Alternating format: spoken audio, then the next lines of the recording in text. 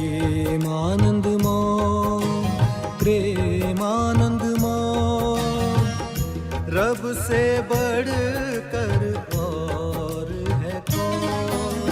प्रेमानंद मोह, प्रेमानंद मोह, ईश्वर ही है और है कौन।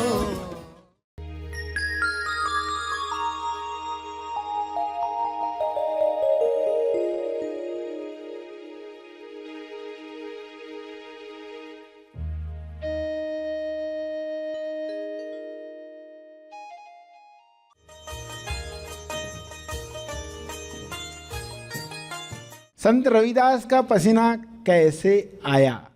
क्योंकि उसका मन, उसकी वाणी और कर्म तीनों में एक निष्ठा थी। एक निष्ठा से आया हुआ पसीना। सभी को शुभेच्छा।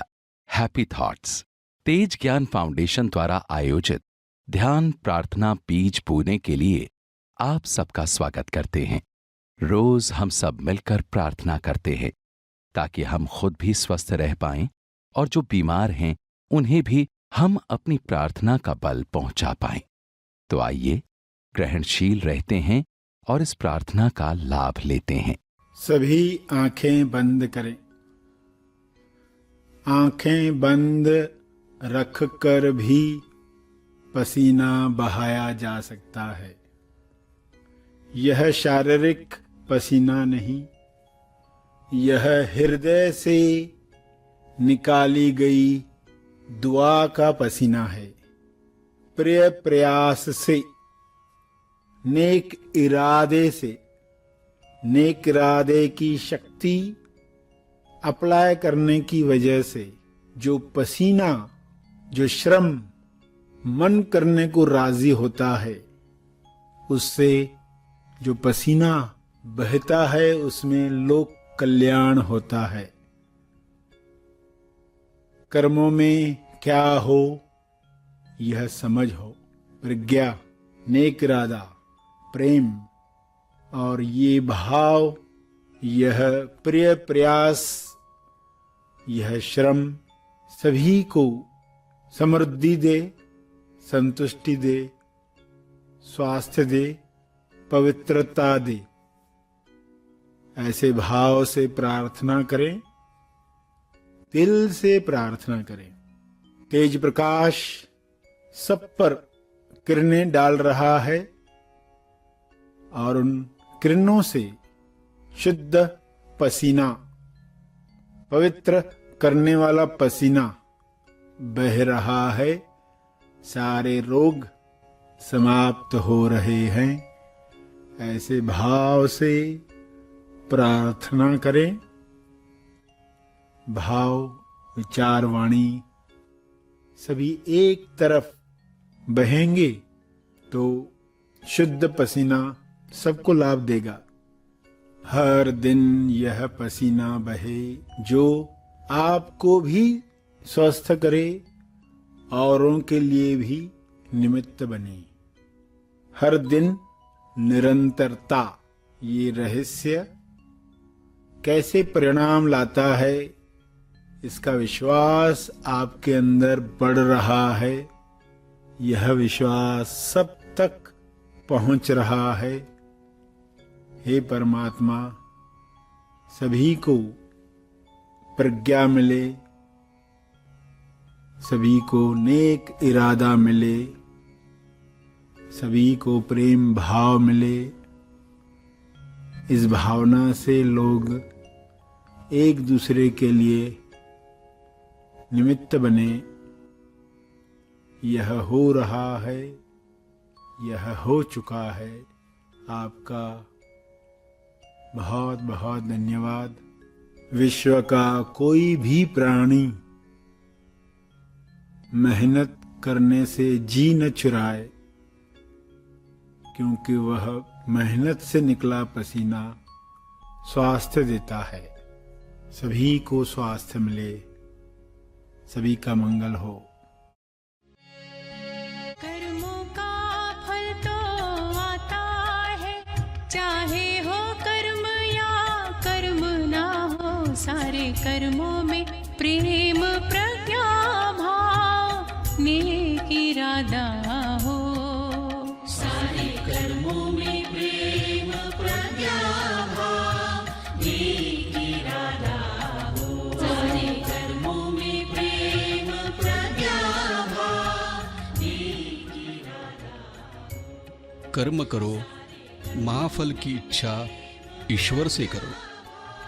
कर्म करो, भाग्य की चिंता मत करो। कर्म करो, प्रेम प्रज्ञा शुद्ध भाव से करो। कर्म करो, अच्छे और सच्चे कर्म करो। कर्म करो, अकर्ता भाव से कर्म करो। कर्म करो, कर्मात्मा होकर कर्म करो।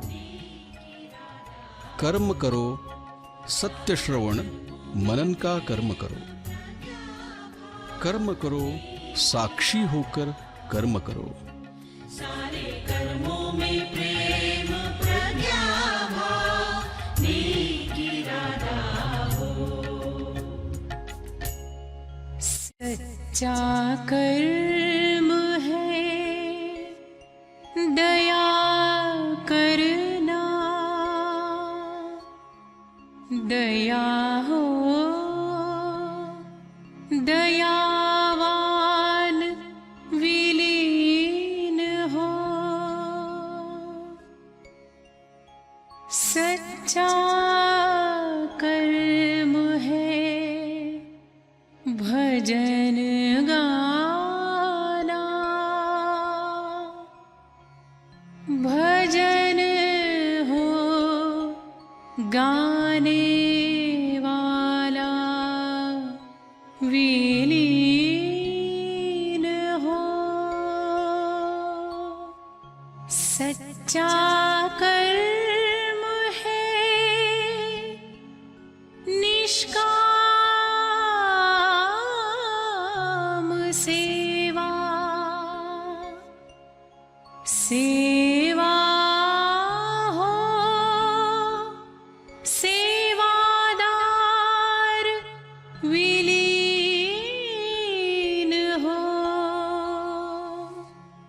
सच्चा कर्म सत्य श्रवण करना। श्रवण हो करने वाला विलीन हो। सच्चा कर्म है ध्यान करना। ध्यान हो ध्यान करता विलीन हो।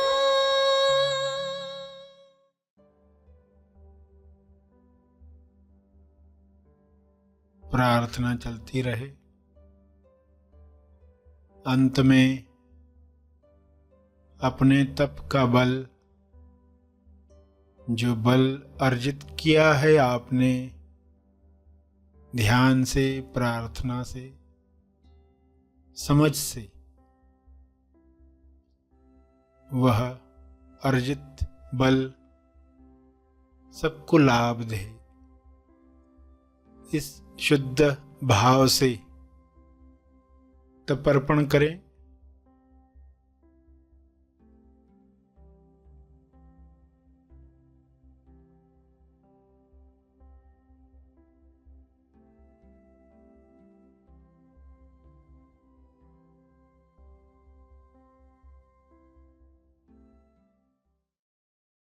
सभी धीरे धीरे आंखें खोलें।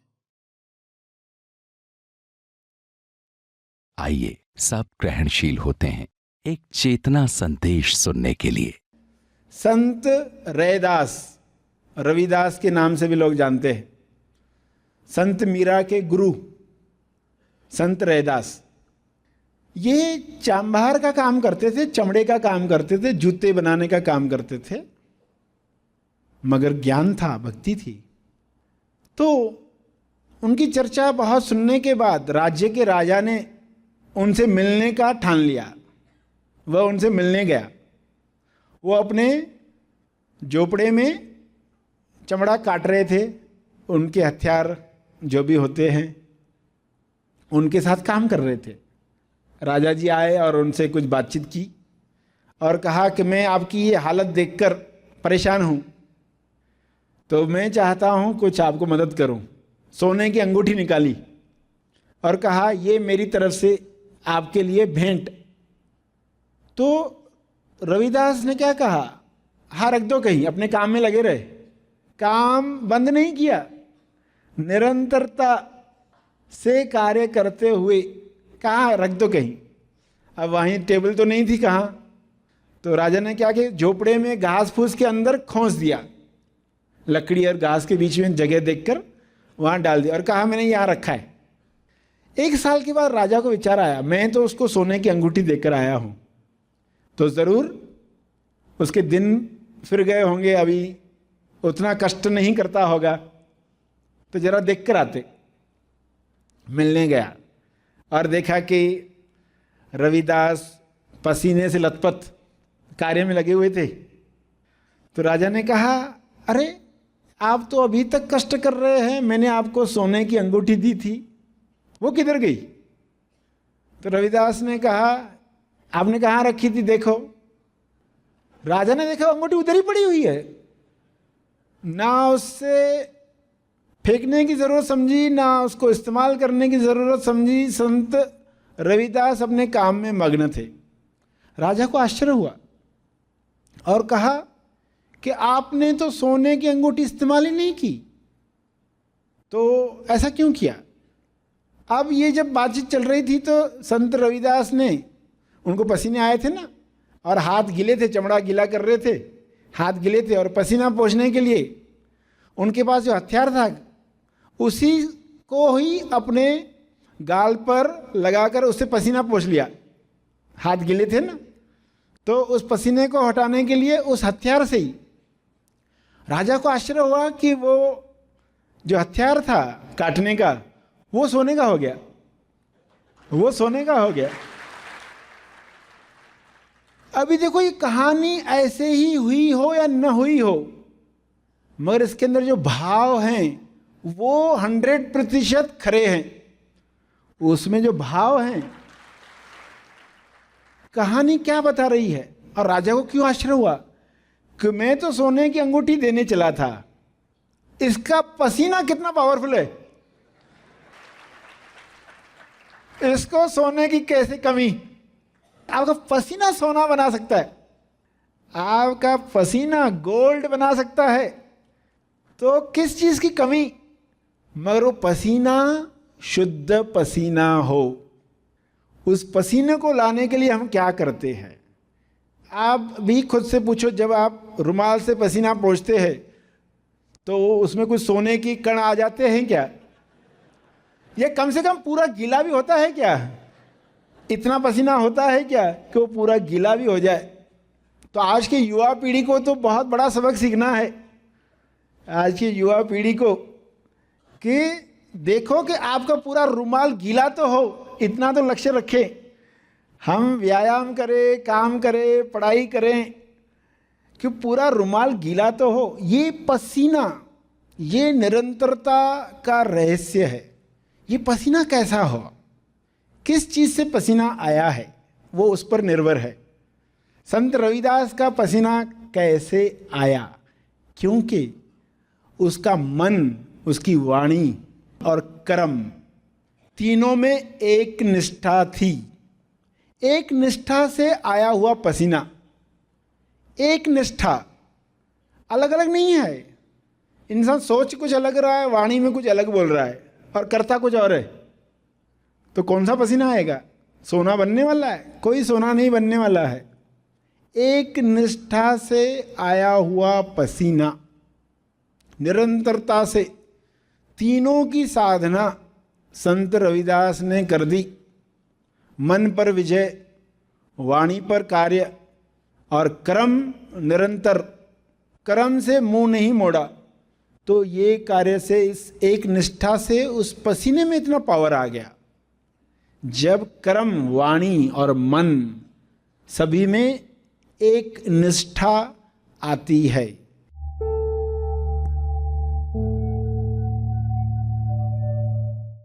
प्रार्थना और मार्गदर्शन का सभी ने लाभ लिया। आइए यहीं पर समाप्त करते हैं, कल फिर मिलेंगे। तब तक के लिए धन्यवाद।